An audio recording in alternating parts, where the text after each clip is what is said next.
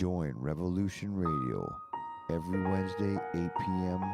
Eastern Time on Studio B for Momentary Zen with host Zen Garcia at freedomslips.com, the People Station.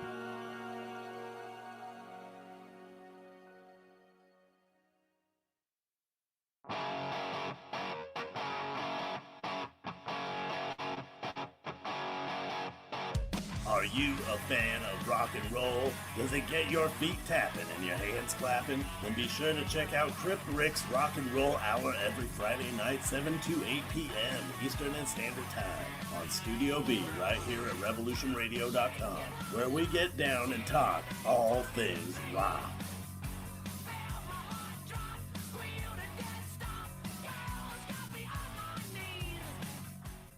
This is the People's War. It is our war. We are the fighters. Fight it then. Fight it with all that is in us. And may God defend the right. Warning! Warning! We gotta stop them! They're gonna kill us all! See how the trouble you've started? Be they the government, be they industry, be they organized labor, be they anyone, or human beings. Time when the operation of the machine becomes so odious, makes you so sick at heart that you can't take part. You can't even passively take part. And you've got to put your bodies upon the gears and upon the wheels, upon the levers, upon all the apparatus, and you've got to make it stop. And you've got to indicate to the people who run it, to the people who own it, that unless you're free, the machine will be prevented from working at all. Revolution Radio at freedomslips.com, the #1 listener-supported talk radio station, throwing ourselves upon the gears of the machine. Revolution Radio, where information never sleeps. You called down the thunder, well now you got it. Right, you tell them I'm coming, and hell's coming with me, you hear? Hell's coming with me! Revolution Radio.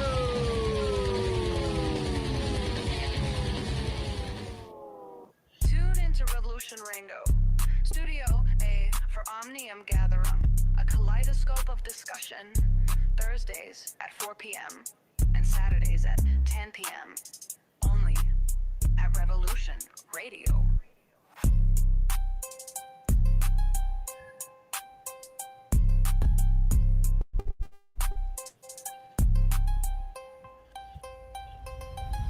Tune into Revolution Radio, Studio A for Omnium Gatherum, a kaleidoscope of discussion, Thursdays at 4 p.m. and Saturdays at 10 p.m. only at Revolution Radio.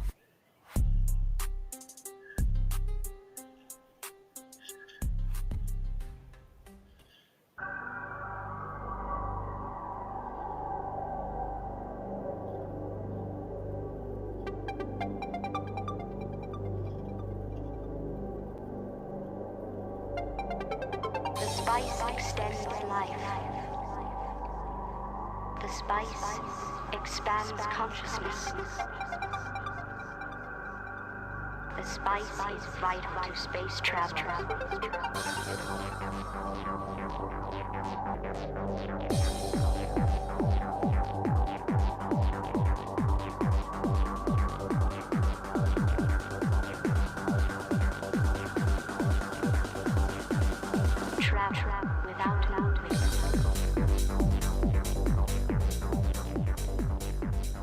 Greetings, Earth Explorers.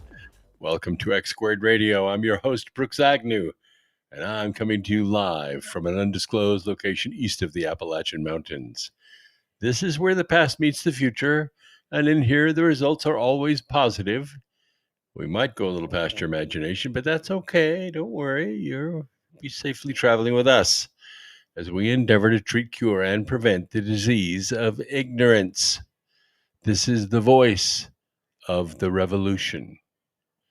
And we are streaming to you live with our good friends at Revolution Radio on freedomslips.org, the #1 listener-supported network in the entire country. And we are still growing. And we're also streaming to you live with our great video friends out there, Rumble and YouTube. Yes, YouTube. and Twitch and X and D Live and Foxhole, Truth Refugee, everything, everywhere where good podcasting can be found live and free. Chat room is sort of filling up. A few people in there. Stanley Mays is here, and JCW is here, and Graham and on. Thank you so much. Thanks for saying I look good. I don't feel all that good. Whatever the allergies were, they just kicked in. We had this cold snap last week, and you think, okay, well, everything's done blooming. Oh, no. There is something insidious that blooms as soon as the first cold snap happens, and it attacks me. So I may have to hit the tissues a few times during the program tonight, but we're all right. We're all right. Distant sights out there on YouTube, Boy Dogs 2's out there, and Coates. This is good. We have a good crowd. Yeah. All right, let me scroll way down here. Zombie Bahama. That's a good one. I like that one. Ray Jacobs is here off YouTube. I like the YouTube audience growing again. It's been a while, been a couple of years since YouTube allowed us to be on. Pool Dude is here, opening the door for everyone in Foxhole. It's good. So I have quite a few stories tonight, and we might get into, I don't know, some of the main news of the day. It's so messy, it's just the game that's being played on such a high level at our expense. And even worse if you're on snap cards or EBT or whatever, if you're one of the lost generations who get caught up in that spiral of poverty. And you think, okay, you go from the working poor, which I was a member of for over half my life, probably, raising 4 kids, going to college. It's a tough life, but at least you're on your way. At least you're studying and working hard and doing stuff, and it's going to pay off eventually. It's when you get stuck in that rut and you're making $16,000, $18,000, $20,000 a year, and you just can't get out. And you go for food stamps, and they give you like $200 a month or something like that. And then sooner or later, you hit the mother lode and you get like $500 a month, and you think, oh my God, I've never eaten so well in my entire life. At least that's one weight off of me. And you realize it's a hand up, not a handout. And you want to get off it as soon as you can because it's a pride thing. It's a self-reliance thing. But when your grandmother and your mother and you are on it, I know you want off. I know you don't want your kids to be lost in that same cycle of poverty. The solution is very simple. It's education. It's education. I'm not saying we don't have a lot of smart people out there who can't earn money. There are. They just get their degrees in the wrong things. But eventually, you can pull yourself out. And then life changes. You become free, not so dependent upon the state. And that's what we don't want to be. We don't want to be dependent upon the state. So my first story tonight, I broke the story about 7 months ago. It was, maybe it was 8 months ago. And then 7 months ago, the Russians launched the Belgorod submarine. This is a big sub. It's probably one of the biggest subs in the world. And they lost it. It went underwater and we lost track of it. Not that big of a deal. Nuclear-powered submarines are not a dime a dozen, but they're pretty common. And once you learn the sound that a sub makes, you can track it, right? But it was the weapon that this sub carried. And the weapon is called the Poseidon. The Poseidon. And I know you remember me talking about it. You don't hear about it in the news. They just don't speak of these weapon systems.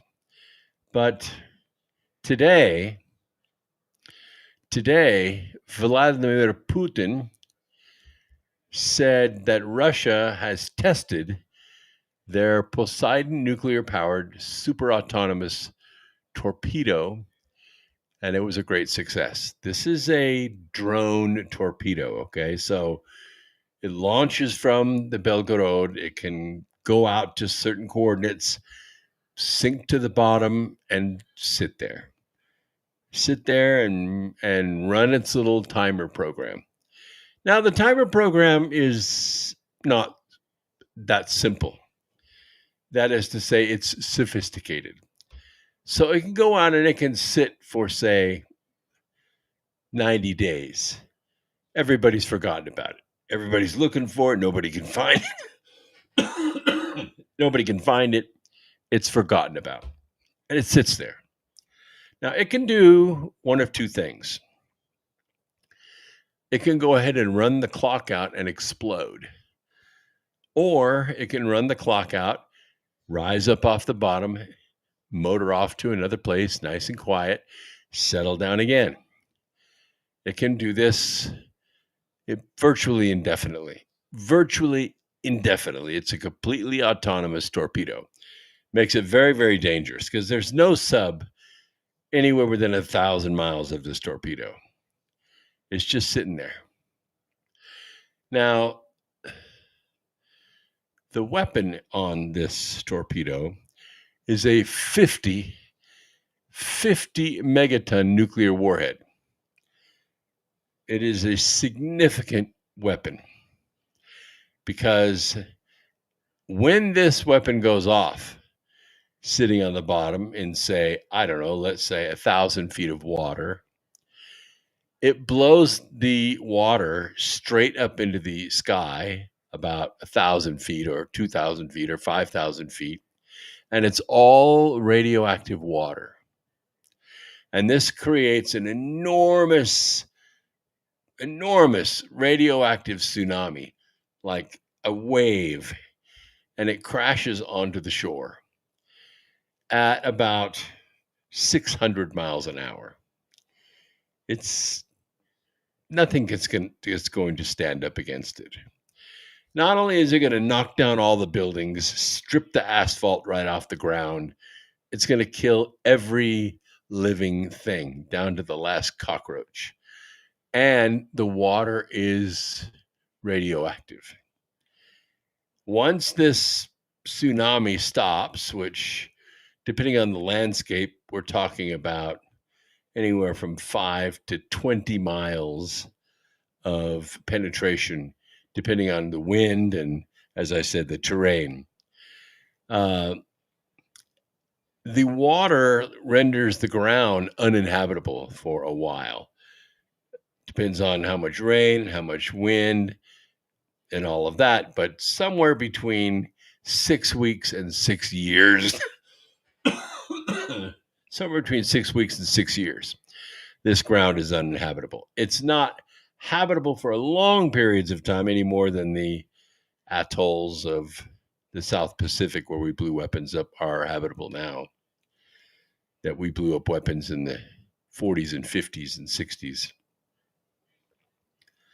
So it's a significant weapon. And it is an offensive weapon. It's not a defensive weapon. It's not meant to take out an aircraft carrier. It's meant... Sorry, like I said, these allergies. It is meant to exterminate. It's a bargaining chip. It's a strike back when you think they can't strike back. Now, there are a few confirmed details about this Poseidon that are out there. But as I said, it is essentially an autonomous nuclear-capable torpedo. It is capable of triggering this radioactive ocean swells to render coastal cities uninhabitable. He's drinking tea today with Russian soldiers wounded in the Ukraine war at a hospital in Moscow. Oh, we have to Hold on a second. Let's go back. Make sure we're going out on, there we go. Yeah, something happened. We got kicked off of Revolution Radio, there, but now we're live again, so they should be able to hear us okay. Drinking tea with Russian soldiers wounded in the Ukraine war, hospital in Moscow. And he said that the test had taken place yesterday. I told you, this is stuff you will not hear in the news. I research it, I dig it out, and when I get a flag from my source, then I share the news with you. He said, for the first time, we managed not only to launch it with a launch engine from a carrier submarine, which is called the Belgorod. It's a giant submarine on which the device was loaded several months ago. He said, there is nothing like this in the world today. And I remind Great Britain that you live on an island. Okay? You live on an island. He said this is a huge success, adding that the power of the Poseidon exceeded the Sarmat intercontinental ballistic missile, known as the SSX-29. We simply call it Satan II. The Poseidon's power significantly exceeds the power of even our most promising Sarmat intercontinental range missile. And of course, here's the gist of the reason this torpedo is so formidable. As you know, once the torpedo is in the water, you can't communicate with it. It's not like you could call up the torpedo and say, turn left, turn right, go here, go there. There's no communication like that. Unless you're able to drop a sono buoy or a sono generator into the water near where you think this torpedo is. So it's kind of like, it's off the coast of, let's say, London, and it's just sitting there. It's just sitting there. And suddenly world conditions change and you want it to blow up. You want to launch it. You want to deploy it. All you really have to do is drop a sono buoy in the water with a strong enough signal, send the sonar signal to the torpedo, and the torpedo responds. And these buoys can be as small as, I don't know, a drink cooler, or even smaller than that. And anything could drop it. A satellite could drop it. A helicopter could drop it. A cabin cruiser, a fishing vessel, anything could drop it. Anything. It could be already floating in the water or beneath the surface of the water with an antenna sticking up, and it could receive a radio signal and send it off. Although that would be kind of a marker as to where the torpedo might be. So I'm just thinking these things ahead because that's what I do. 50 megatons would wipe London off the map.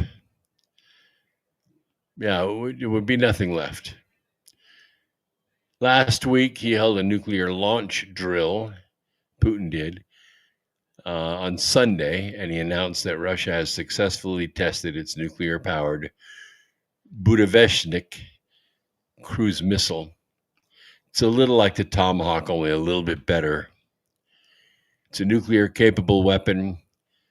It's hypersonic when it wants to be, and it can pierce any shield. It's variable speed, so it can fly along at 100 feet or 200 feet off the surface. At subsonic, it gets detected, or some defense measures launched against it, or some jet picks it up, and all of a sudden it accelerates to Mach 4, which no jet could catch it, and drops to 50 feet off the deck. It would be devastating to an aircraft carrier or anything like that, but it would also be used against land targets. the Budapest cruise missile. A year ago, I believe, is when they first announced the Poseidon and the Budapest in 2018. And Putin has cast them as a response to moves by the United States to build a missile defense shield after Washington in 2001 unilaterally withdrew from the 1972 anti-ballistic missile treaty and to enlarge the NATO military alliance. This didn't all happen in 1972. This progressed all the way to like 1996. Bill Clinton had become president, and Vladimir Putin reached out to Bill Clinton in 92. Maybe it was early 93. And it was early 93. And asked Bill Clinton if the United States had any intention of expanding NATO any further east. To which Bill Clinton responded, no, we have no interest in doing that. NATO is not going to move 1 inch to the east. And so Putin settled down. But that wasn't the case. NATO moved aggressively, very aggressively. And by 2012, they had already killed off the president of Libya, stolen his missiles, rockets, and grenades, and started to build ISIS. This was aggressive. And not only that, in those years, NATO moved aggressively to the east. I believe they took over 11 more countries. They now have 63 sovereign countries that they are in, and they tried to get into Ukraine, and that's the red line where Putin said no. Well, actually, Crimea said no first. They said, we're not having NATO in our country. We're going to vote to annex ourselves to Russia, and you're going to leave us alone. In exchange, Russia is going to give us citizenship, and they're going to build a bridge so we can travel from Crimea across the bay, across the Black Sea, to our relatives in Russia, because the Crimeans are mostly Russians. And it was during this time that Victoria Nuland began her campaign of death and destruction against the Ukrainian people. And the whole galaxy was watching, I'm afraid. Victoria Nuland killed somewhere around 14,000 adults, creating reports are between 10 and 15,000 orphans. And they began selling those orphans all over the world aggressively. And Putin had enough of it. And so in 2022, he crossed the border and began the denazification process of Ukraine. McCain had died, but Victoria Nuland has had plenty of power. Still, he defeated them, denazified the area, blew up the dam, got the water back to Crimea, built the bridge. Mariupol's all rebuilt. Crimea's booming like never before, and everything's going well for those people. Still not going well because the Ukrainians are, one day they win favor for long-range aggressive offensive weapons, and the next day they don't. So I don't really know what the truth is there. And it was in this theater, this environment, that the Belgorod was launched and the Poseidon was deployed. So that's why we have this weapon system out there. And no one can do anything about it. Oh, to talk it is. Game 5 of the World Series is beginning. What did you say? Oh, Los Angeles coming to bat first inning. I don't know. My bingo card says that Toronto wins. Toronto's batting power is going to be overwhelming tonight. absolutely overwhelming. I think at least one Grand Slam home run. What is that, old lace? You think so? Victoria Nuland is a first generation Ukrainian American. It could be because her hatred for Russia is genetic. It is like nothing I've ever seen before. Between her and Yovanovitch and Vindman and this small little ambassadorial group of terrorists, I've never seen anything like it. The willingness to deal in death of any age, as long as they're ethnic Russians, just blows my mind. Absolutely blows my mind. All right. That is sitting out there. It is a chip on the table. Is something that Trump definitely needs to consider. You know, Virginia, anywhere on the East Coast, anywhere on our West Coast is vulnerable. It's a strike back weapon or it's a first strike weapon. I don't think it's a first strike weapon. If you read my book, Glance of Angels, it's not involved in first strike because it doesn't really generate the EMP, and which is the main reason why they would use a nuclear weapon as a first strike weapon. Recently, there was a TV movie called The House of Dynamite, and it was written kind of as 5 simultaneous scenarios. They play one, then play the second, play the third, play the fourth, play the fifth, and they're all take place basically in the same period of time. What happens as the premise of the movie is that somewhere in the Pacific, a nuclear weapon launches. They don't know if it's North Korea. They don't know if it's China. Nobody's making any claims. It's a single missile. It launches. We launch our GBIs, which is our ground-based interceptors, launch 2 of them. Both of them miss. Like shooting a bullet with a bullet, they call it. And it turns out, as the telemetry of the MIRV, that is the re-entry vehicle, is figured out, it turns out to be Chicago. Now, of course, these 5 scenes take place from different aspects, right? Inside the military, inside politics, inside intelligence agencies, etc. And although I know all the actors and the actresses, and they do a good job, and the script itself is not that predictable. It's technical. It doesn't accomplish the goal.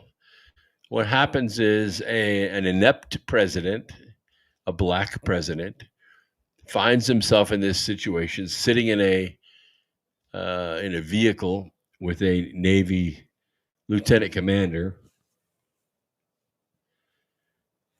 who has the launch codes, and they're trying to decide, almost right out of Glance of Angels. They're trying to decide, should we just let it hit, take our losses, and figure it out later? Of course, the military guys are saying, well, once it hits, our window of opportunity to strike back shrinks. We have all these assets that are close enough to strike back. But the question comes up early and prevails throughout the movie. Against whom? Russia says they didn't do it. China says they didn't do it. North Korea is not saying nothing. What do you do? First strike against whom? So we lose 10 million Americans. It doesn't actually hit. It doesn't actually go off. The movie ends, the credits roll before the weapon ever hits. So it raises this question of first strike. And there are some unanswered questions. Number one is, Does the weapon even have the technical capability of going off? Is it going to fizzle? Is it going to hit the ground? Is it going to be an airburst? Nobody knows. Nobody knows. The second is, what's the motivation? If it's an airburst, then there's going to be a significant EMP right in the middle of the Midwest. It will poke our eyes out for sure. For, depending on what location, anywhere from 6 minutes to 30 minutes, it'll poke our eyes out. We won't be able to see. It's during that period of time, as I maintain in my book, Lands of Angels, that one of three or three of three things could happen. Number one is forces already inside our country, already set up with ship containers of short-range, high-speed missiles, already sitting in warehouses in our country, strike. They strike specific targets for which they've already prepared, and the losses of which they've already calculated. Number two, they launch close coastal weapons, like from submarines, fast weapons, 600 to 2,000 miles an hour. Depends on if they're hypersonic or just regular subsonic weapons. But even subsonic weapons, that travel, 10 miles a minute. 10 miles a minute. What can you do in a minute? I ask you, what can you do in a minute? Not a whole lot, right? You could pee and zip your pants 1 minute. That's it. That's all the time you get. In that 1 minute, that missile goes 10 miles. If it takes you 5 minutes to raise somebody on the phone, it's 50 miles. That's virtually unstoppable. And if it knows what target it's going for, it changes course a couple times maybe in the process, that target's going to be hit. Now, that would probably be command and control, probably be key infrastructure, and would probably not be nuclear. And the third is that inside our own country right now are a significant number of shock troops that are waiting for orders. They're armed, they're experienced, they're trained, they're tasked, they're paid, and they're waiting like Al-Qaeda, just waiting to do their thing. And mixed with that, of course, is what has turned out to be, because we witnessed it last Saturday, literally $1 billion network that is built and designed and funded for one purpose, and that is to rip the guts out of this country.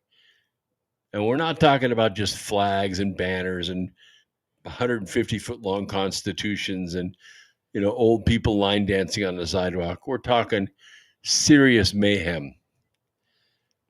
They're already deployed. They're already here. All three, or at least one of those three, will happen. They don't need to invade. They don't have to parachute troops, like Red Dawn, and take over our government. They don't have to do that. They don't have to do that because it's already done. Bill Gates did it. Soros did it. Zuckerberg did it. They already did it. I listed for you 50 of the companies that were involved in it last week. The list is real. It's formidable. And it is so far beyond what the FBI can do about it that even Kash Patel said last week, it's become too dangerous. It's too dangerous here at the J. Edgar Hoover building. We can no longer safely operate from this building. Well, he's not talking about the plaster falling off the walls, Earth Explorers. He's not talking about inadequate parking or plumbing leaks or anything like that. He's talking about the spying. He's talking about the spy environment inside the FBI It has become too dangerous for them to operate. All the experienced, trained, and loyal agents that he has, they have 5 times as many with more experience, more training, more money, and more motivation to destroy the country. The actual dark side. We don't know actually who they are.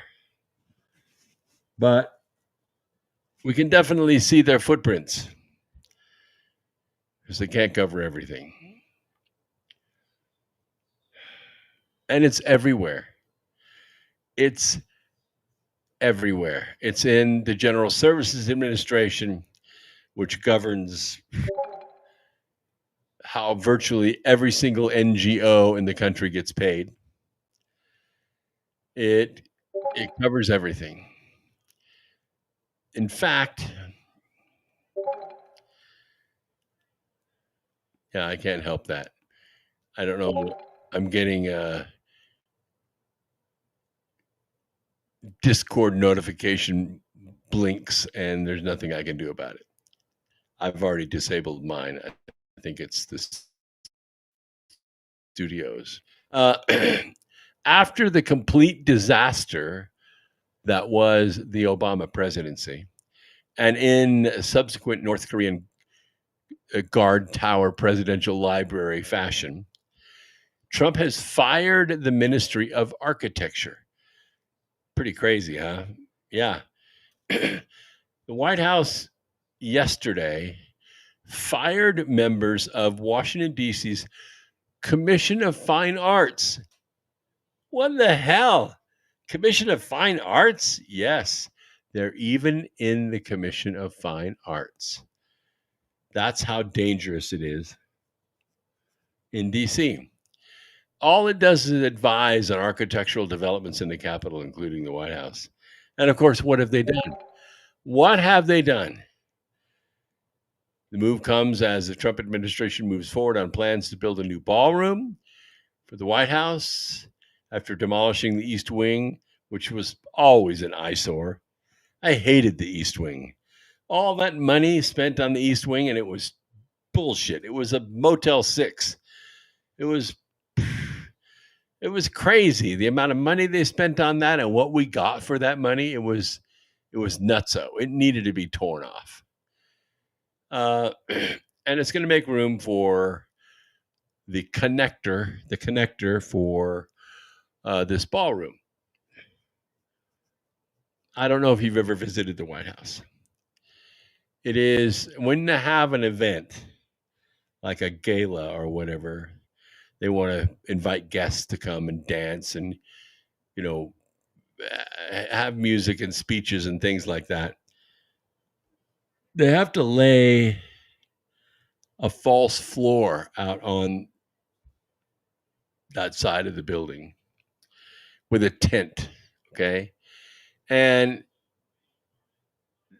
the way that it lays out, you can't get a physical connection between the East Wing and that tent. There's about, I don't know, what's the distance? I'm going to say at least 200 feet, maybe 250 feet.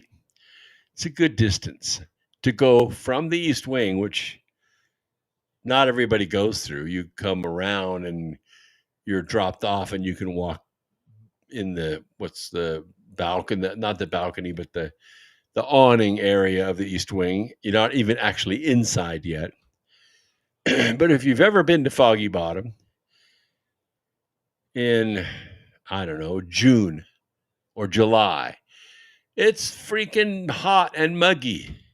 It's sweaty. And if you're dressed nicely in a suit or in a gown, or you're in heels, or you're wearing, your nines because this is a White House event, you're ruined. You are ruined. By the time you walk from your vehicle along that sidewalk there where the East Wing is and along that balcony area, and then you walk on the temporary sidewalk that they set up, there's no cover to it, or if there is a cover, it's just a rain cover. you're ruined. You're sweaty, you're hot, it's crazy. And forget about it. If it's November or December or January or March, you're screwed, man. You have a full coat on to make that walk. And then when you get to the temporary tent, you got to check all that stuff, go through the search and all that stuff, enjoy your evening, cloak back up. Now it's 1:00 in the morning. You're 2 sheets to the wind anyway, and you got to walk all the way back. It is crazy. It's just, anybody that's ever done it, you just go, oh God, I'm never doing this again. That's why the ballroom is needed. The ballroom is needed to connect where the eyesore of the East Wing was, get rid of that cubicle bullshit, and hook up a staging area like you do at a big major hotel. You know, if you go to a major hotel and you go to a convention and you walk into the convention center that's, say, I don't know, 50,000 square feet. 50,000 square feet, one big open room with tables and a stage and all that stuff, right? Well, you're not coming from the outside of the hotel right into that.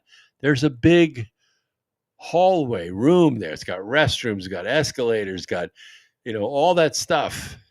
If you're staying at the hotel or staying at another hotel, you never have to brave the elements at a major hotel. That's what we're talking about here.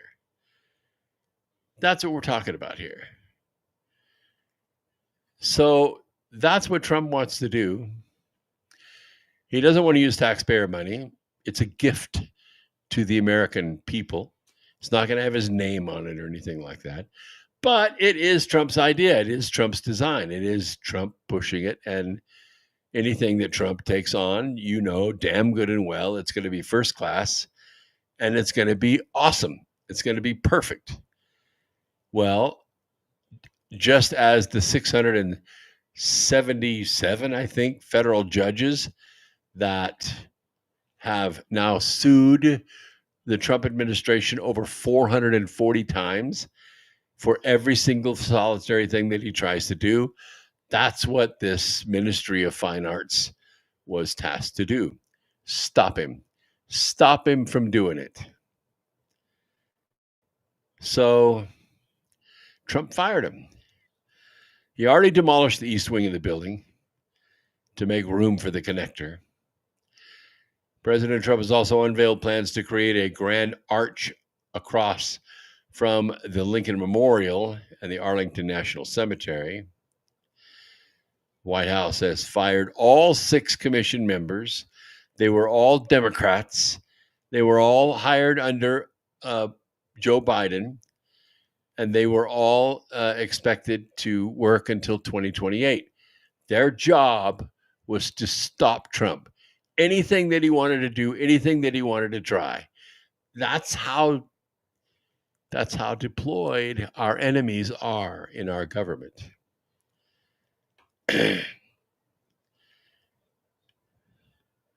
White House said, "We are prepared to appoint a new slate of members to the commission that are more aligned with President Trump's America First policies." That's right. Instead of America last, instead of America sucks, America's great. And America is going to be the greatest. That commission, by the way, was created, I think it was created way back in 1910. 1910, because presidents don't know everything, right? You got to be able to pull all these resources together. And they get paid well. They get paid about $100,000 a piece to be on this commission. And their job is to advise on the location of statues and monuments and, public areas like the Rose Garden and the Vietnam Memorial, that kind of shit, right? But its scope changed. Okay, since Obama was president, Biden became president, the scope changed to something that hates America and hates anything that utilizes public lands in a way that is at all patriotic. So, what the heck is going on in Washington? Well, Kash Patel, Dan Bongino, Pam Bondi, Kristi Noem, they're all trying to share with you every single rock that they turn up and expose the slime under it. And I'm sure you're becoming fatigued with it, but you have to understand it is not just Washington. Oh, no. It's everywhere. California. That the Department of Justice is going to send Department of Justice monitors to watch the elections in California. They've already tried to manipulate the gerrymandering and getting all this so that Democrats can win. They've been taking out Act Blue money. They've been taking out U.S. aid money. They've been taking out all this corrupt money in the election system. And the Californians want to keep their totalitarian rule. So the Department of Justice is going to send out observers to make sure there's no bullshit going on. And now California is deploying their own observers to watch the watchers, to watch the DOJ poll monitors during the election next week. It gets so frustrating. You just want to punch somebody. They're not going to be allowed to interfere in ways that the law prohibits, Bonita said. It's Democratic Attorney General Rob Bonita, because Democrats run the election infrastructure in California. They don't want people voting Republican. They don't facilitate people voting Republican. They don't like Republican monitors. They don't like Republican ballots. In fact, they're mail-in ballots. They're mail-in ballots when they go out and they are filled out by the person and signed and put back in the envelope. The check mark as to whether it's a Republican ballot shows through the envelope. There's a little window in the envelope, and the check mark shows.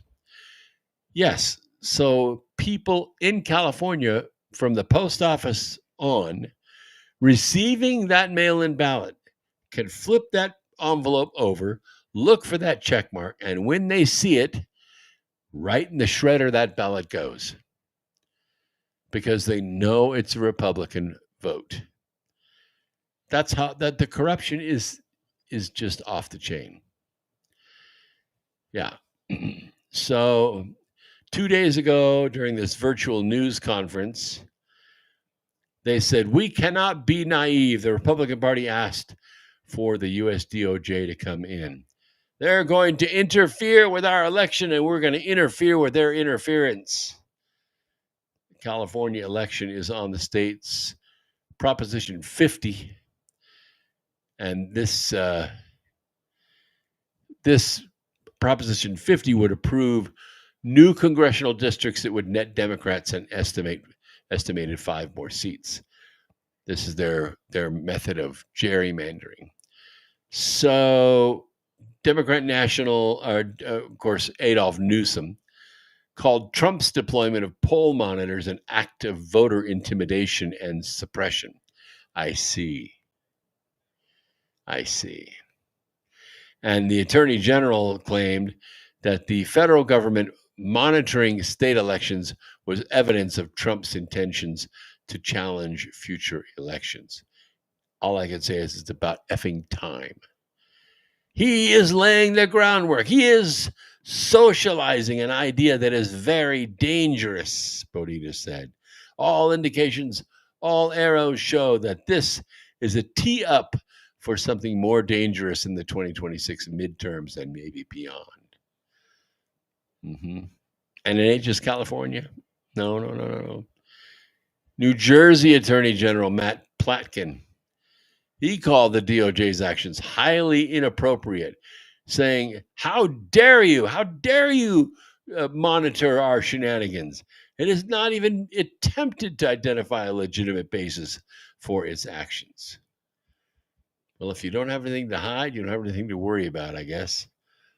Next week is New Jersey's gubernatorial election between Mickey Sherrill, who's this corrupt cheater from Annapolis, and Republican former Assembly member Jack Ciattarelli, who I think is a straight up guy.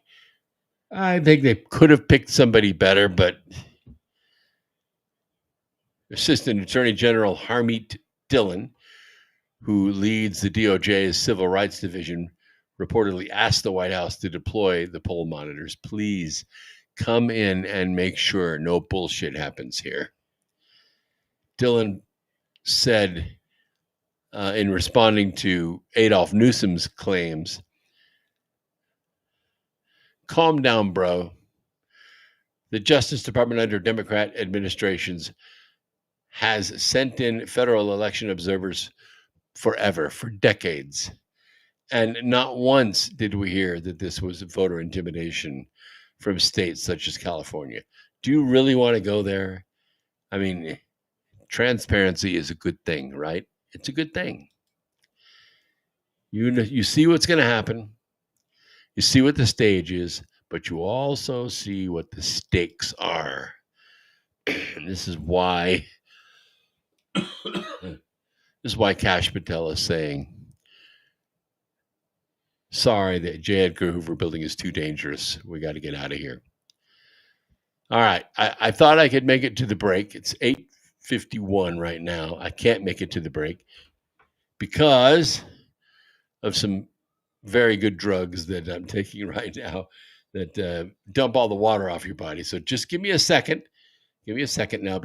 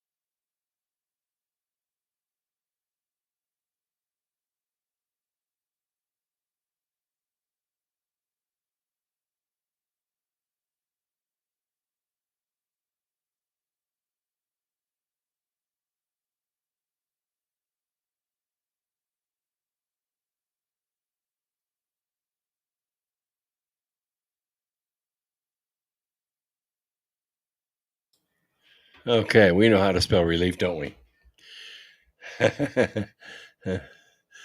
All right. Yes, Operation Golden Flow. Very good.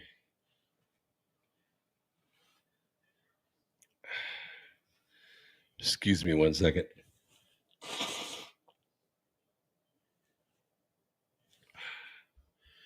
Yeah.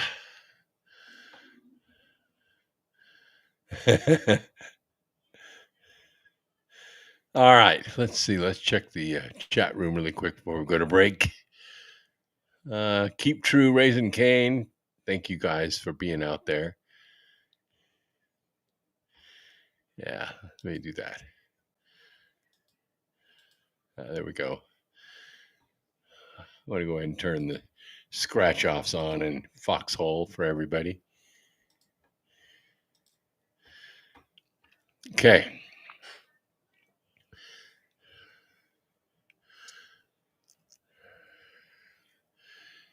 We know what happens if we do nothing, right? We know what happens if we just say, oh, we'll get you next time. And so next time comes and we don't do anything. We let them put boards up over the windows. We let them hide. We let them kick our observers out. We know what happens, right? So that's never going to happen again. No, it's not going to happen again. And there are examples out there of world leaders who are basically taking the bull by the horns. They're taking the liberals by the horns. Argentina, if you believe the polls, Milei is going to lose, right? Well, he successfully debuted his paper ballot system a couple days ago. And Javier Milei, who spearheaded efforts for the new massively overhauled and pro-transparency electoral system, won against whatever the press said was going to happen. So for decades and decades, Sunday's midterm legislative elections, Argentina used a complex ballot system that had its roots in early 20th century election reforms. The old system, codified into law after the country's return to democracy in the 1980s, required that each Argentine political party, using public funding, design, print, and distribute individual ballots for their respective candidates in voting stations. So if you are a voter in Argentina, once you verify your identity to the station's electoral authorities, you're given an empty signed envelope before heading into a dark room. Let's just take this quick break, all right? We'll take a quick break and we'll be right back and I'll explain to you what happened, okay?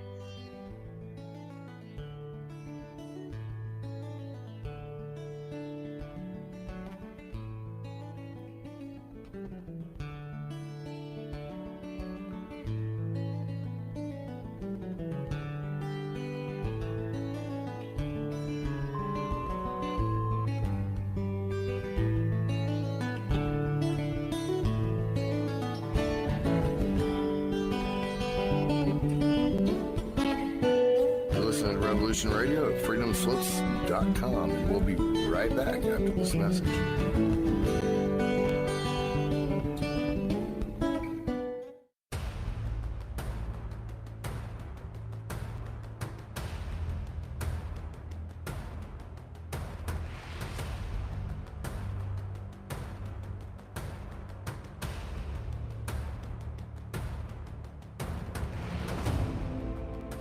Tune in to the Family Industrial Complex podcast here on Revolution Radio, Studio B, every Wednesday, 4 to 6 p.m. Eastern Time. Get fit, empowered, physically, mentally, and spiritually.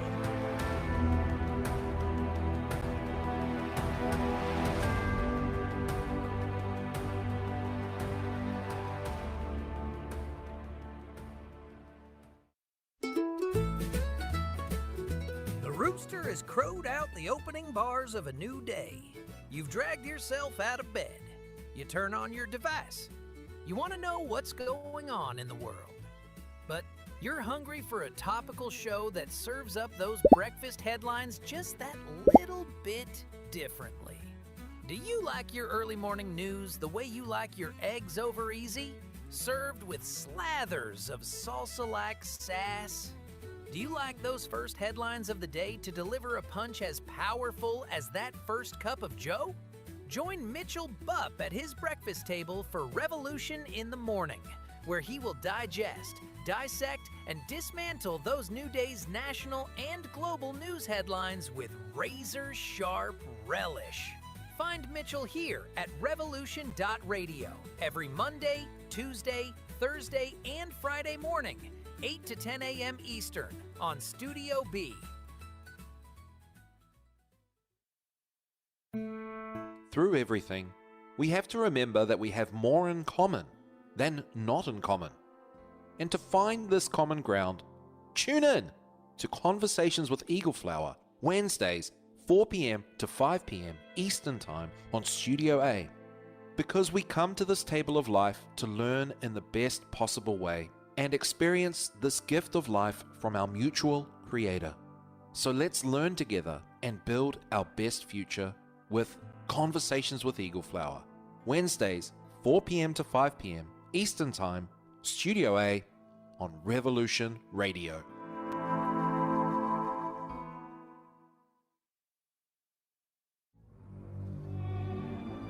I will defend myself against their tyranny. Number 3 is my radio broadcast. I'm squarely in front of the public all the time, and they all know what's going on. For we are opposed around the world by a monolithic and ruthless conspiracy that relies primarily on public means for expanding its sphere of influence.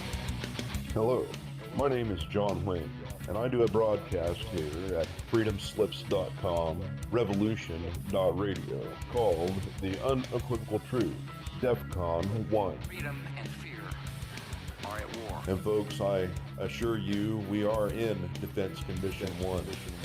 As we journey perilously through this paradigm that we currently reside in, and I ask that you join me every Saturday, 8 to 10 p.m. Eastern Standard Time for The Unequivocal Truth, DEFCON 1. We shall never surrender.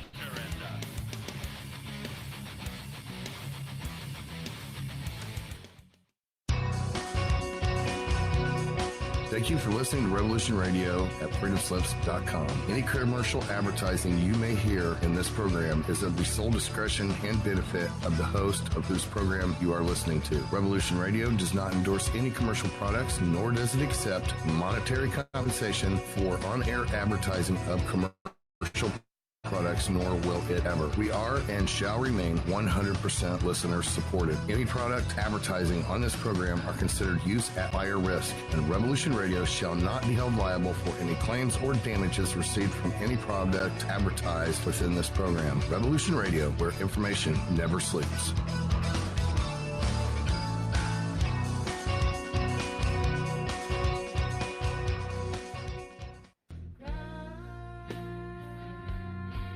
Thanks for hanging in there while we took that short break.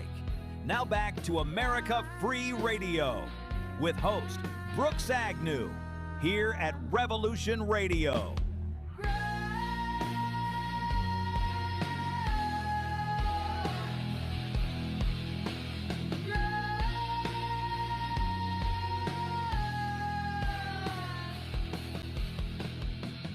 Yes. We love our Revolution Radio station identification. Such a tight board. These guys do a fantastic job. Really fantastic. That's why we're growing. And make your way out to freedomslips.org, freedomslips.org, and make it a regular contribution, okay? $1, $2, $5 a month would be amazing. If 100,000 of us did it, we could absolutely change the world. Absolutely change the world. All right, let's get to it. We have a little bit of bills to pay. Those of you that are watching my video, you can see my website, which is americafreeradio.com. If we scroll down to the bottom of this page, the one thing you're going to notice is that my schedule. There's Sunday, Monday, Tuesday, Wednesday, okay, Saturday, everything is here. And all of the venues that I broadcast on. So there's something for everybody, really something for everybody. There's Earth Radio on Saturday night. There's Toxically Masculine Tuesday on Tuesday night. There's Awake Nation on Monday mornings at 8 a.m. Eastern. And then there's Revolution Radio. So we're trying to be everywhere and do everything and still build a house and take care of health. Also, don't forget to get my free newsletter. It's super simple. Just click on the My Free Newsletter. All I want is your name and email address. I don't need any personal information. You're going to get the email twice a week, Wednesdays and Sundays. And now we're going to visit my website, which is brooksagnew.com, brooksagnew.com. You'll notice that this is not called the Brooks Agnew Radio Show like everyone else names their radio show after themselves. I'm not about that. The news is what's important. My analysis is what's important. But the show stands on its own. The website, though, covers everything. It covers, if you go to my shop, you'll notice that if you want to buy my books, they're all here. There are 8 Amazon bestsellers in here. Most of them are in audio. I am working on Glance of Angels as we speak. The Kindle version of those books and Health and Aging. Now, Health and Aging is what pays the bills really here. Not many people read anymore or even listen to audiobooks. But if you need Ivan and Roxy, and you know what I'm talking about, Ivan and Roxy, you can get it without a prescription through my website. It's at wholesale prices. It's the best way to do it. And you can also get fenbendazole, 2 different strengths, 222 and 444 milligrams. You know what these do. I don't need to go into the details on that. We're obviously packing YouTube around, so we can't give a whole lot of description. Then the True Niagen, which, by the way, I just happen to have my box right here. True Niagen. Take it every single day. This is what reverses the aging. Your doctors will be surprised. The Insulus, I also happen to have my bottle right here.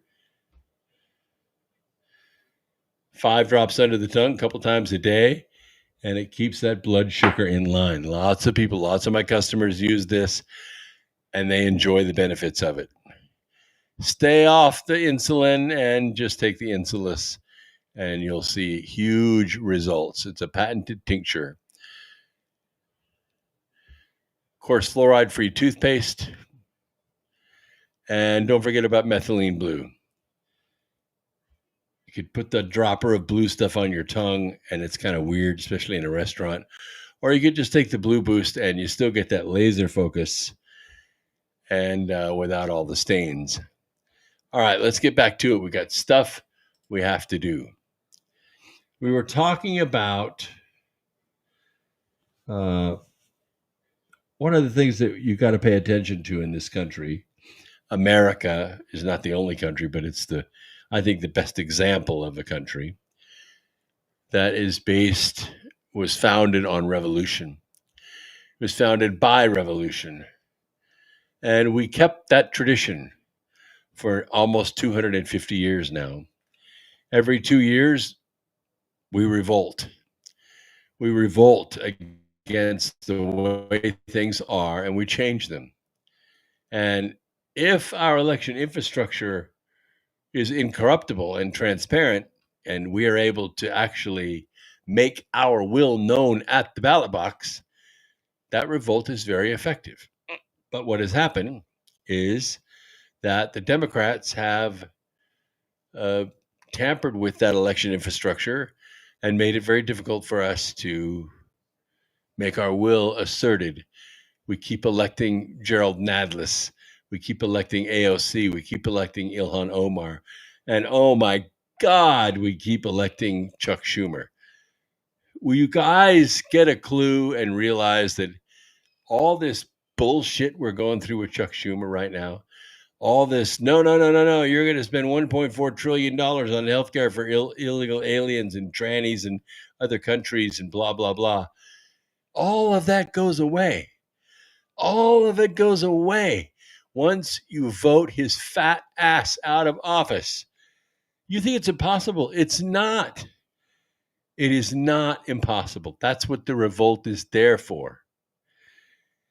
Nancy Pelosi, they go away. Dickie Durbin, they go away. They go home. They take their golden years and say, that's it. The people have had enough of you and your lies.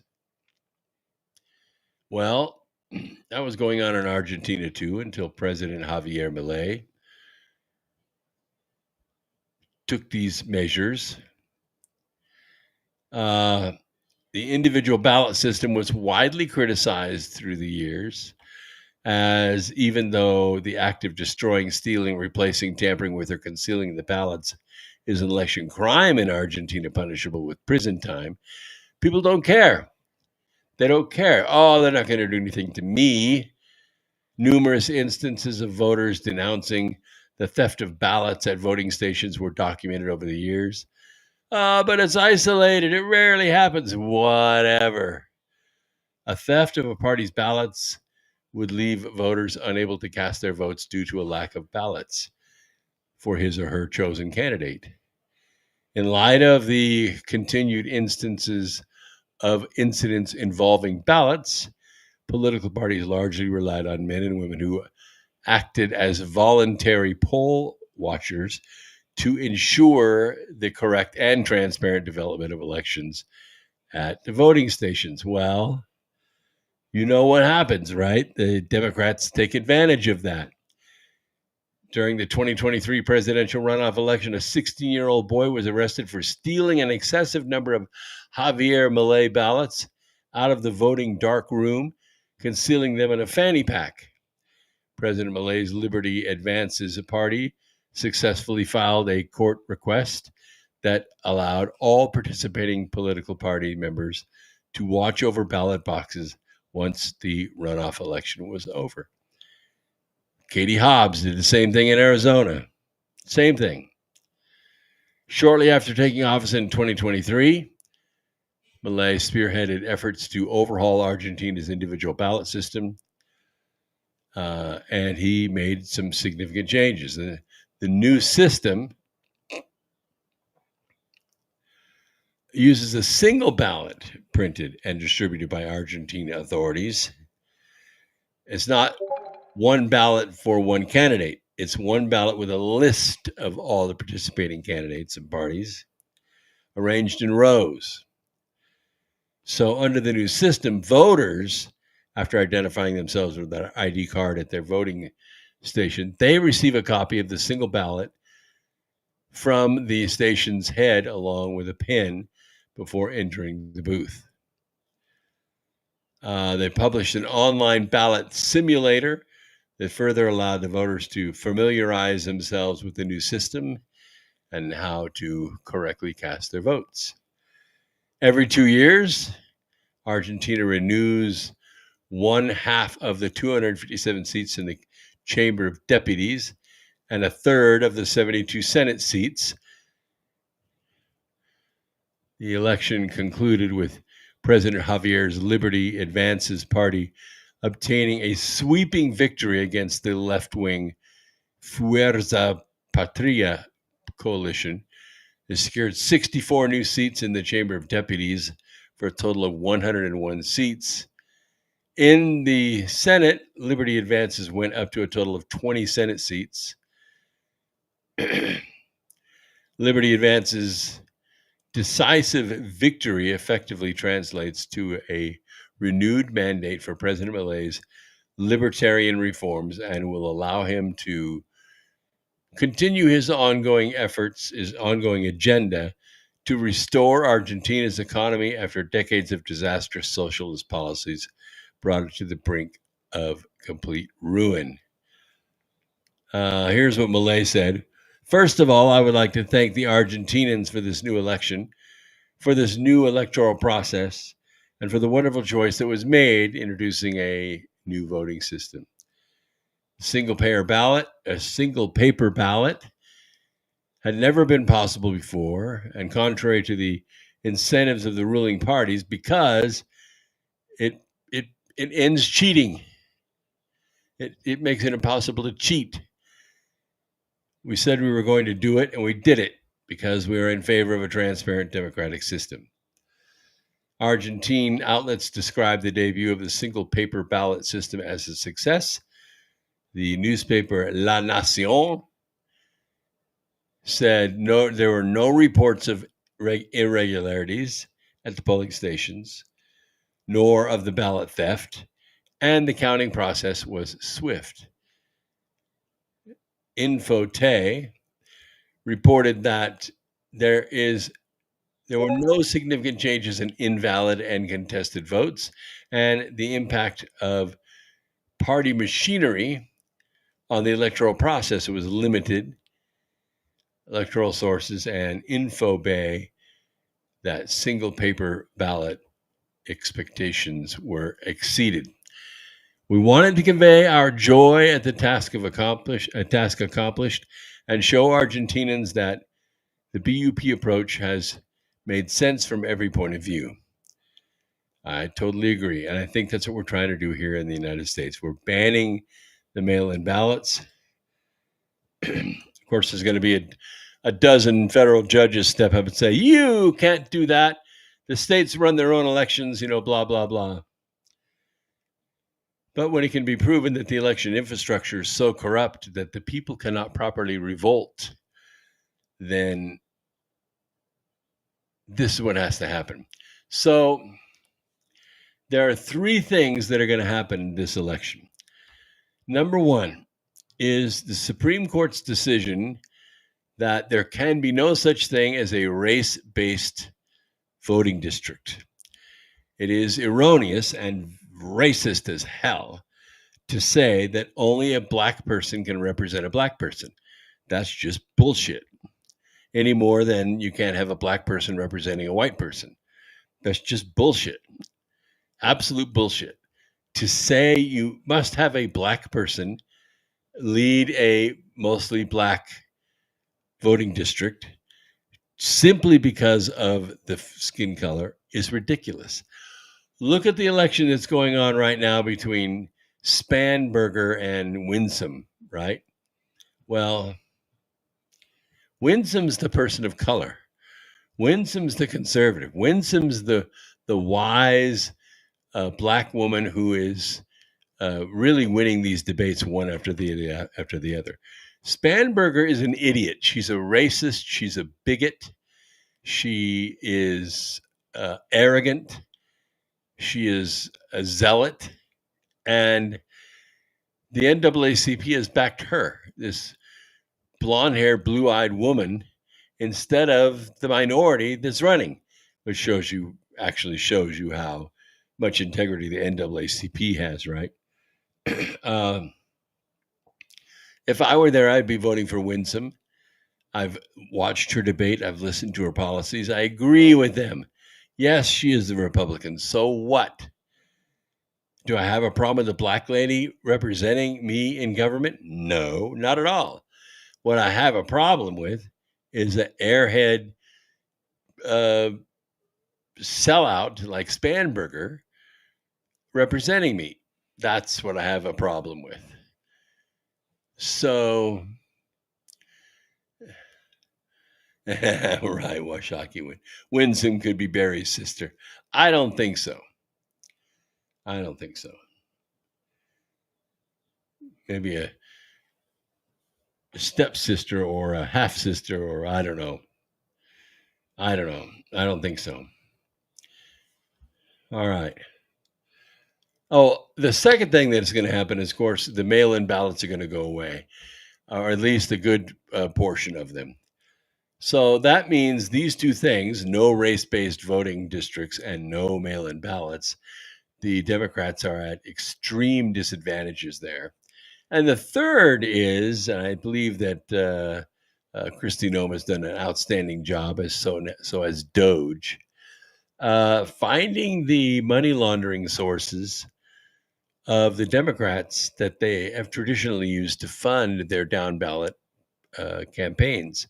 USAID, Act Blue, Planned Parenthood, these kinds of things that launder literally billions of dollars into the Democrat Party as discretionary funds, and they can use it to buy elections.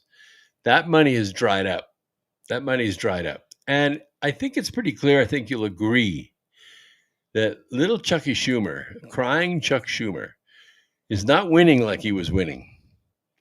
He can't stand up there and say what he says and have people believe him anymore. I don't know. What do you mean, a Zionist? I don't know. I don't know if Milei's a Zionist. I could care less. He's a libertarian. He's making common sense decisions, and the Argentine economy is winning because of him.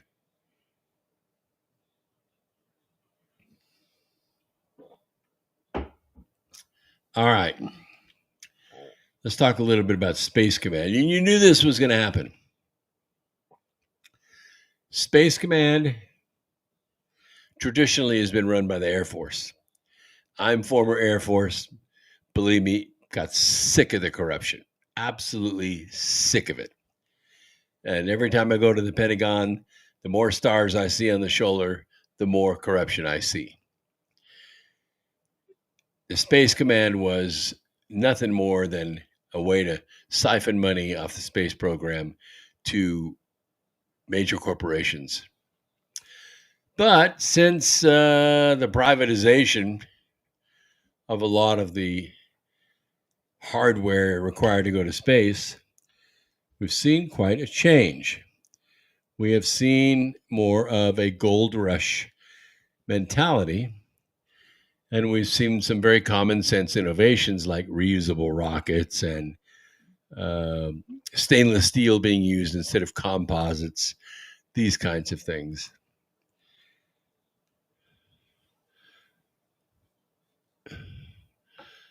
But we've also seen a refocus of the space program on actual success, getting to the moon, setting up a colony, getting a mining operation going, making energy on the moon, making a low gravity launch station on the moon, building the Gateway project, which is to build out cislunar space, cis-Mars space, and eventually maybe get to a colony on Mars, but for sure a colony on the moon. And so recently, Trump decided to move Space Command. Space Command was traditionally out of Colorado. I was stationed at Lowry Air Force Base. This is the Air Force Academy, blah, blah, blah. All of that is right there. And that's where the Space Command was headed up. But Colorado also hates America. Colorado also hates Trump even more. And they became a really, really big problem. However, a few states away, in a little state called Alabama, they love America and they love Trump and they love the space program. And so Trump is moving Space Command from Colorado to Huntsville, Alabama. This is where it needs to be, right? It's just where space launches take place. So, of course, right away, as soon as moves began being made to move some of those generals and move the focus of the space program from Colorado to Huntsville, Alabama, the lawsuits would begin. And that's what happened. Colorado's Attorney General sued President Trump's administration today for moving U.S. Space Command's headquarters to Alabama, calling the decision unconstitutional retaliation for the Democrat state's vote-by-mail practices. No, it's not. It's not unconstitutional. The lawsuit filed by Attorney General Phil Weiser in Colorado's federal court district escalated a long-running dispute that culminated in Trump's announcement last month that Space Command headquarters in Colorado Springs is now going to move to Huntsville, Alabama, where the rest of the space program is, for crying out loud. The lawsuit seeks an injunction against the move and a judge's order declaring the president's decision unconstitutional.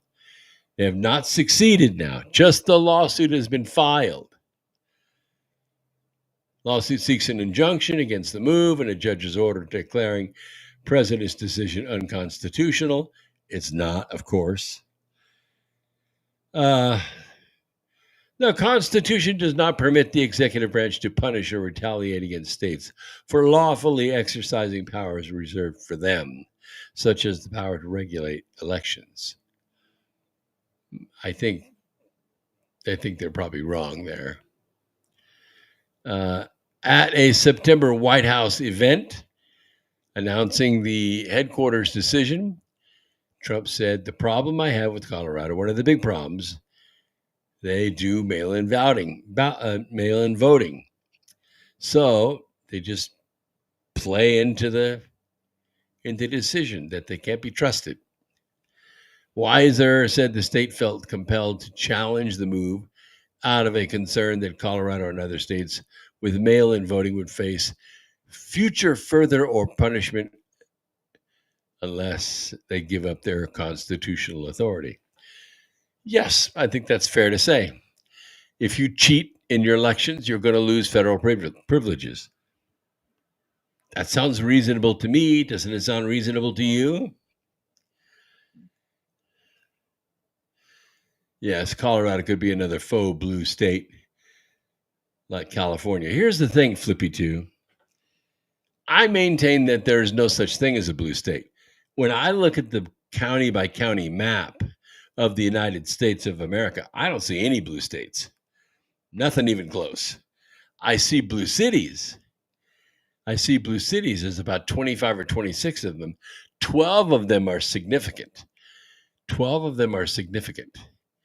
And you can see the dichotomy between what the 12 cities have and what they prioritize and what the rest of America has and what their priorities are. It's a big difference. Trump created Space Command during his first term. The command's temporary base in Colorado Springs shared space with the Air Force, Space Force, and other entities, which, by the way, Air Force is staying in Colorado, but Space Force is moving to Huntsville, Alabama. For years, President Trump faced pressure from Alabama Republicans to relocate the command's headquarters to Huntsville. Yeah, maybe.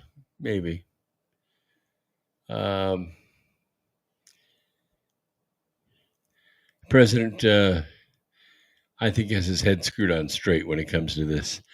He's looking at the future, and Colorado's looking at the past. Weiser's office is leading or participating in many other lawsuits challenging the Trump administration. In 2 other cases, Colorado and other states have sued the administration over its move to end billions of dollars for funding for electric vehicle infrastructure. Why they should care about that, I think that's a giant money laundering operation as well. And I'm in the electric vehicle space. I own 2 electric trucks that I built from scratch. From scratch. Built the bodies, built the frames, the suspensions, and the drive systems. And they're patented. That's right. They're patented, and the drive systems are patented. I own them. I created them. I invented them. So I know the industry really, really well. And I've walked away from the electric vehicle industry as well.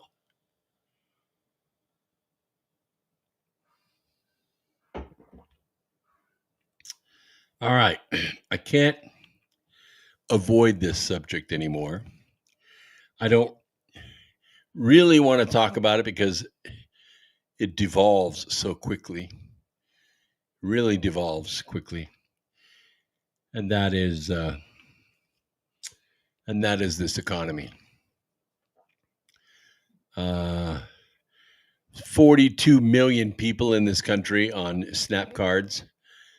About 60% of that, almost 25 million, are illegals. These are people that are not citizens. They were invited here by Biden. They're paid to be here to vote. They're Somali, they're Afghans, they're Saudis, they're Haitians. They're not Americans and never will be Americans. But they're on SNAP cards and they're pulling huge amount of money in. Of course, now, maybe to their credit, or maybe to put this in perspective, they're not the ones putting the videos out there on X. They're not the ones putting the TikTok videos out there. If we come to Walmart to rip you off, mind your own business. Stay out of our way. Don't get hurt. It's not your food. Every box of macaroni is insured. I'm going to pack it out. I'm going to feed my kids. Well, those are the videos, okay?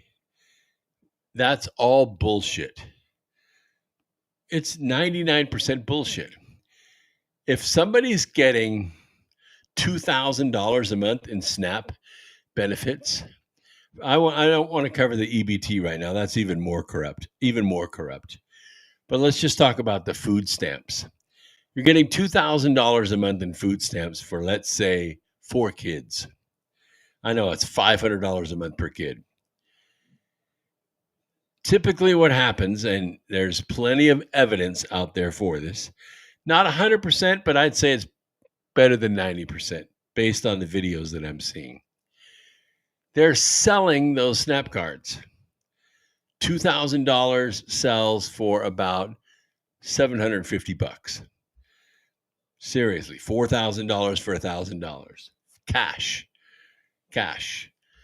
Why is the cash important? Because they got income, okay? They have income. They're doing stuff for income. It's unreportable, but they're doing stuff for income. But that's their cash. They don't want to spend their cash on food. What they want is money. So they're selling their SNAP cards at about 4 to 1. So $2,000 worth sells for between $500 and $750 in cash. That's where they're getting the $2,000 cell phone. That's where they're getting the $100 fingernails. That's where they're getting the $2,000 wigs and these weaves and stuff that you see. All these brawls that you see at the Walmarts and at the Hardee's and Bojangles, the first thing that happens is that weave, that wig gets pulled off, right? It gets yanked off. They're all out there. They're like, I don't know, hyenas, piranha. Piranha's a better one because it's kind of a feeding frenzy, a fighting, biting frenzy. Those aren't cheap. The one Ariana Presley wore during her campaign, nobody knew she was bald. That one was about $2,000. I would say $2,000 to $3,000. It was serious money. That's where the money goes. How do I know this? That's a good question. Because when you're a member of the working poor, it feels like something that doesn't change, okay? We pay our bills. We get paid on Friday or every other Friday, and within 45 minutes, we're broke. Why? Because we're spending tomorrow's money today. Everybody does it. In fact, if you watch any TV show you want, you're going to see ads for debt consolidation loans, right? I was $60,000 in debt. I was $35,000 in debt. Why? Why were you $35,000 in debt paying 29% interest? Because you have no self-control? Maybe you're paying for movies and meals and clothes you don't need and gas to go places you don't have to go. Maybe. But also maybe you don't earn enough money. If you're working full-time, and I worked full-time my entire life, at least 50 hours a week, but there were times, stretches, years when we just barely had enough money. I would put $1,000 in the bank, and within 45 minutes of writing checks and dropping in the mail, we have $100. You know what I'm talking about. It's the working poor. You cannot get ahead. The paycheck goes into the bank. Within hours, the balance is near zero again. Service members know what this is like. People that work minimum wage know what this is like. Everyone knows what this is like, and it is hard. Oh, yeah, and remember the title loans? Oh, shit. Or paycheck loans? Wow. Well, there's a new survey out there, and it says the average American spends more than a third of their paycheck within 12 hours of receiving it. And by 48 hours, half their pay is gone. That's the majority. That's not a rare. Somebody making $40,000, $50,000, $55,000 a year, this happens. In 48 hours, they're already, when we talk about success with people, we talk about getting ahead with people. We don't talk in terms of how much money they make, because I see this problem whether they're making $25,000 a year or $75,000 a year. I swear to God, it is about disposable income. Disposable income. I look at the bills they have, and I can tell by the bills they have if they're living their life correctly. If their bills are for furniture or a bass boat or an expensive car or something like that, they're not living their life correctly. A $700 a month car payment because you think you have to have a $700 a month car? Serious, people. Serious. I have delivered food to food banks a good portion of my life. I drove a truck to deliver food to food banks. And I often delivered the food from the bank to the person's house to feed them, to put the groceries in their fridge. And I've seen the bass boat in the fridge, in the driveway.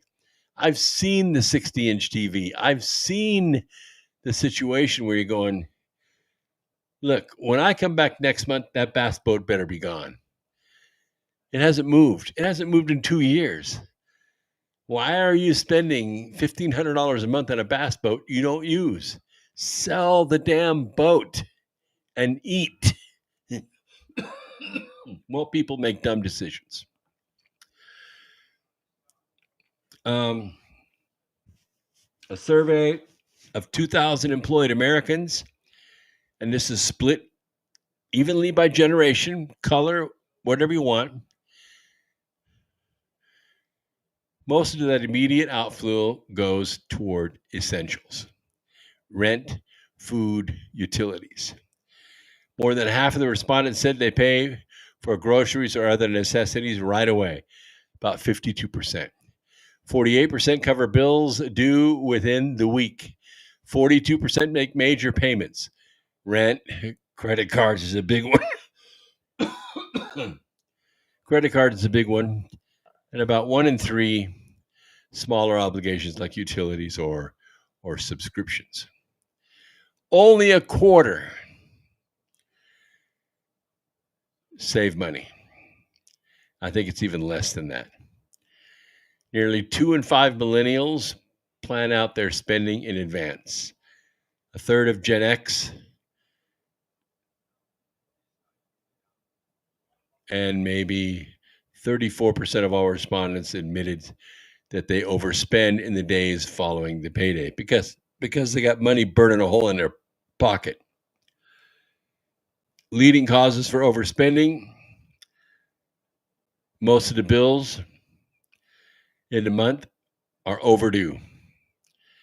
Gen Z participants also reported social pressures tied to payday, with 22% feeling compelled to spend as soon as the money lands in their accounts, and 18% saying they spend to keep up with higher earning friends. That is to say, they go out and drink, they buy expensive clothes, and they buy from Amazon. Almost every single paycheck. Gen Z respondents reported spending $275 on overdraft or late fees in a year. That's when your checking account sputters against the bottom and the debits come in quicker than the credits, and you get hit with an overdraft fee. And the banks love it. Gen Z is spending 10 times more on overdraft and late fees than baby boomers. Not because they're less responsible, but because they're navigating tighter margins. Only 15% of respondents had heard of earned wage access, a system that lets employees draw wages as they earn them. Yet nearly half have accessed pay early, either through the employer or through paycheck loans and things like that. Or they have a credit card. Oh, I'll spend it now and I'll pay it off. Yeah, as soon as the bill comes in, I'll pay it off. They don't do it. They pay 80% of it. 20% of it stays on the card. More frequent access to earnings helps workers pace their spending, budget more effectively, and prepare for the unexpected. And so when people are asked, are you one paycheck away from being homeless? This is what we're talking about. This is the working poor. And so you see these people that are on SNAP, and they are selling their SNAP cards for cash. They don't give a shit if their kids eat. That's the TikTok video. That's the bullshit TikTok video. All those snacks and ho-hos and soft drinks and cereal and stuff like that, that's their idea of feeding their kids? Really? All this highly processed, super high marked up foods, they don't cook for their kids. There's no macaroni and cheese. There's no rice. There's no chicken. There's no substance to what they buy. I see it. I go to Walmart every once in a while. I see it. My cart has, $100, $150 worth of stuff in it, which ain't much, maybe 5-6 bags. And their cart is full to the brim. It's got maybe $650, $700 worth of groceries in it. Yeah, I'm serious. Of course I'm serious. But just telling you, it's a different brain set. So we have, I can't say that on the radio. The thing that's hurting the system are the illegals that are living off the system. Okay, they're living off the SNAP cards and the EBT cards. And they all say, we can't stay. We can't freaking stay in this country unless you give us this money. Well, you know what? Your terms are acceptable. Instead of the SNAP cards and the EBT this month, we're going to give you $1,000 cash and a plane ticket. Go. Then you have a whole population. I mean, a whole population. It's in the millions. And what they do is they go to the grocery, they buy non-perishables. They buy canned goods, packaged goods, pre-prepared foods, all this stuff. And they put them in blue plastic drums. You know, the blue plastic drums we're talking about, right? And then they seal them. And then they ship the drums to their home country.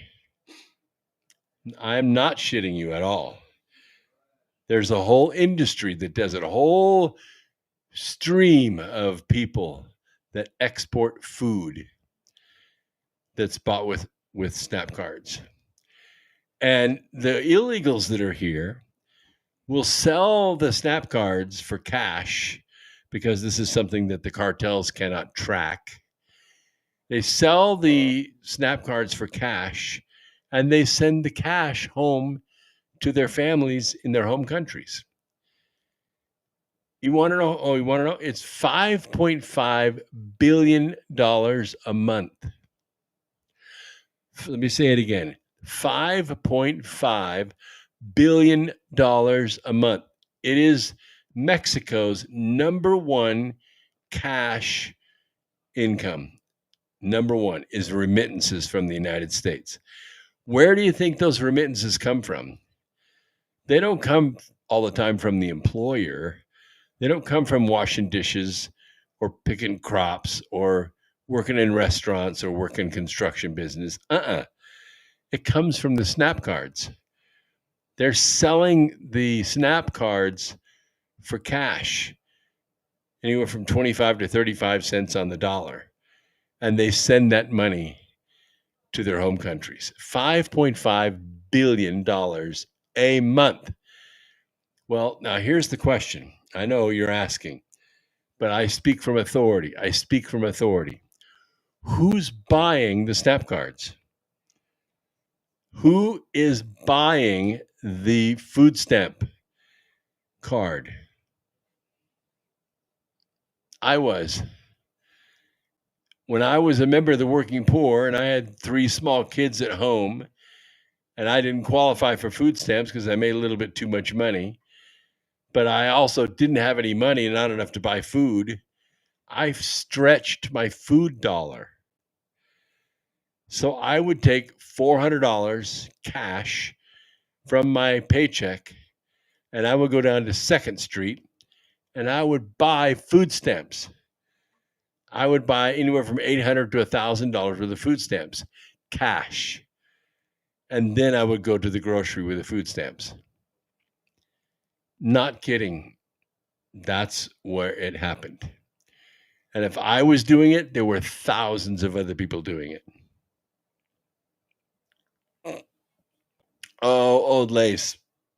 Don't you worry about that at all. You want to go to Facebook Marketplace, go to Instagram, do just a little bit of ground pounding, and you will find SNAP cards you can buy local. You want to take your $100 food money and get $200 worth of groceries? You could do it. You could do it in 30 minutes. I swear to God, within 30 minutes of you is somebody willing to sell you $200 worth of groceries for $100. Not kidding. Because I will tell you this. When I was on food stamps and I was in college and I had 4 small kids at home and I was almost getting ready to graduate, my kids never ate better in their entire lives. Our refrigerator was full from top to bottom, and the freezer. We couldn't eat it all. We could not eat all the food. And it wasn't junk. It was quality stuff. Roasts, fish. I mean, it was the best stuff you could buy. We ate well. There's no question about it. No question. All right. What's going on in the drug war? Wow. This is like, I don't know. Remember when Norman Schwarzkopf was showing us the smart bomb films in the 90s? You remember that? 91, 92, when every day, like CNN would show these films of, this is the luckiest guy in Baghdad. And they'd show a car go by, and then 2 seconds later, boom, right behind him. Remember that? Well, Pete Hegseth has been doing that to boats in the water. I mean, these things are loaded with drugs. Loaded with drugs. He's been doing a great job shooting the drug boats. So much so that a lot of critics have said, you can't do that. And Trump is saying, oh, yes, we can. I mean, the videos are pretty amazing, right? President Trump has said the land is going to be next. Yes, in his campaign to halt the flow of drugs into the U.S. from Venezuela, the clearest indication yet that he's preparing to broaden strikes that have so far been limited to targets at sea. Speaking to reporters at the White House a week ago Thursday, tomorrow, Trump directed War Secretary Pete Hegseth to notify Congress of the administration's upcoming plans. He didn't discuss targets. He has repeatedly suggested he could order the U.S. military to escalate attacks by hitting cartel infrastructures on land. Remember when the president of Mexico, Scheinbaum, I believe is her name is, said, you can't send special forces into Mexico and target the cartels. I got news for you. They're already there. They're already there. Trump said the land's going to be next. Pete, you go to Congress, you tell them about it. What are they going to do? Say, gee, we don't want to stop drugs pouring in? The land drugs are much more dangerous for them. It's going to be much more dangerous. You'll be seeing that soon. So that's the way it is. Striking targets on land would be a major escalation in tensions with Venezuela. In September, Venezuelan President Nicolás Maduro ordered indefinite deployments of troops and assets across 5 states, expanding on his original mobilization of 15,000 soldiers following the first of the U.S. boat strikes. There's not much you can do. I mean, you can't defend those boats. They're out there speeding along at 60, 70 miles an hour, and they get blasted out of the water. Asked if he'd declare war against the cartels, Trump said he didn't necessarily see any reason to do so. I think we're just going to kill people that are bringing drugs into our country, okay? We're going to kill them, you know. They don't like to be dead. Trump administration has already hit about a dozen boats in, actually, I think it's 14 now. The strikes have added to tensions with Maduro and prompted speculation that Washington may be preparing to attack targets on land. At the same event, Trump denied a report in the Wall Street Journal that B-1 bombers flew near Venezuela. They are near Venezuela, I will say that. You don't have to be very close to be near a B-1 bomber. They're very fast, the Lancers. On Tuesday, the U.S. struck a suspected drug trafficking boat in the eastern Pacific Ocean, expanding airstrikes so that so far have been limited to the Caribbean. Last week, Trump confirmed he had greenlit CIA activity in Venezuela. I think anybody see the TV series Lioness? You know, Zoe Saldana. Anybody see that? Very well done. Very well done. Watch the first season. I think you'll dig it. Actually, 2 seasons under their belt now. Acting is freaking off the chain. The realism of the battles that the CIA is fighting in these foreign lands and the assassinations that they do, all off the chain real. It's really, really accurate. The last one, the season 2, they got into child trafficking. Tragedy, absolute tragedy, but every bit of it is as accurate as it can be. I have a feeling that this season 3 that's getting ready to start, I think it's next month. Pretty sure.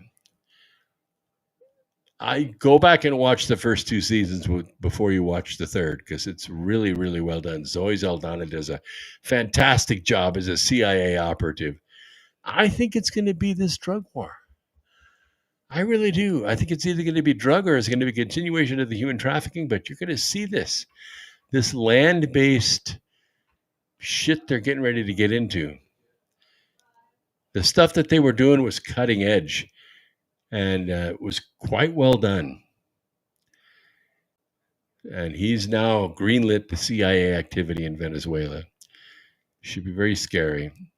Also, really quickly, I want to cover this job layoffs. You remember we talked about, I'm sure I talked about the unemployment situation here in North Carolina anyway, and it's probably this way in your state as well. And the state of the employment figures, I believe, is all fake. So I've been watching the October layoffs, which is kind of weird because this time of year is when retail outlets make most of their profit traditionally. So they hire extra people. They start laying off in January. They're laying off in October this year. Some people blame AI, they blame robots, they blame the tariffs. Some people blame the normalization of the entire supply chain system, which means now not all the percentage of stuff is going to be done between, Halloween and Christmas. They're normalizing it. They're stretching it out over the rest of the year. And by the way, that's probably part of the AI effect as well. And here's the damages I could find for this month. October. The 29th, Paramount's laying off 2,000. UPS laying off 48,000. Amazon's laying 14,000. I think now it's 30,000. General Motors, 200 salaried employees, mostly CAD engineers. What? CAD engineers, part designers, tooling designers? Yep. Target, 1,000. Sika, 1,500. The corporations, UPS, Nestle, Amazon, Bosch, Dell, Accenture, Nissan, Intel, Microsoft. These are the biggest corporations in the world. They're not hiring. They're laying off. Target's eliminating about 1,800 corporate positions to streamline decision-making and accelerate initiatives to rebuild the flagging discount retailers' customer base. Got to do something. They went broke. They went woke, and they went broke. Let's see. Ohio equipment or chip manufacturer, Applied Materials. In fact, I almost just invested in Applied Materials because they also are one or two companies that make a critical infrastructure for AI chips. And I thought they were going to be hiring. But the automation, digitization, and geographic shifts are being cut back. Let's see.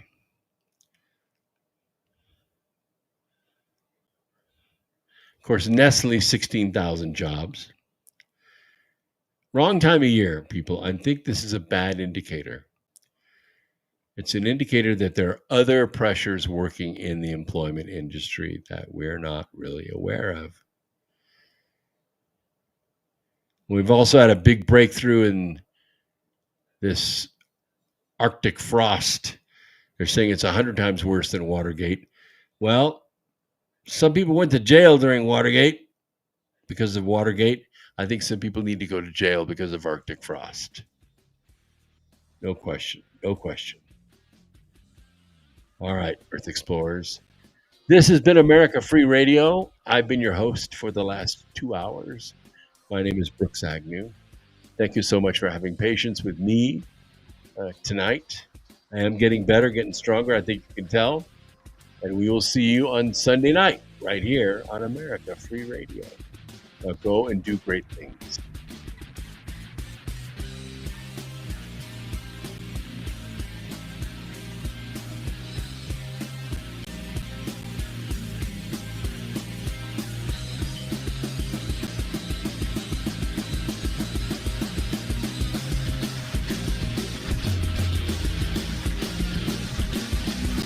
Thank you for listening to Revolution